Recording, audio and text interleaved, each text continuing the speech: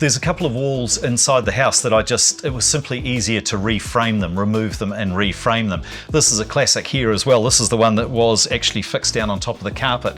But I wanted to sort of formalize this space. It was a funny room with the odd shapes in it. So reframing here, I'm going to tuck in a little cupboard in here because again, I'm a little bit short on space.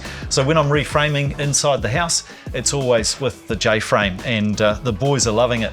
It's straight, it's true, you can use every single piece of a 6 metre length. And then the 140 by 45 that I've got there, that's what I'm doing. I'm strapping them alongside the original ceiling joists up in the roof space, and that gives me a greater span, and that's what I'm going to use to frame out and to create my attic storage as well. So some 90 by 45 and some 140 by 45, that'll all be gone in the next couple of days. This is the living space, this is the lounge, and that wall over there was the original back wall of the house. When we took all the lining off, discovered that there wasn't actually one continuous stud anywhere in that wall. It had all been cobbled together. There used to be a window in the back there. It was all pretty shaky and shonky, to be honest. So a little bit of brand new J-frame in there, and that wall is it's way stronger than it used to be.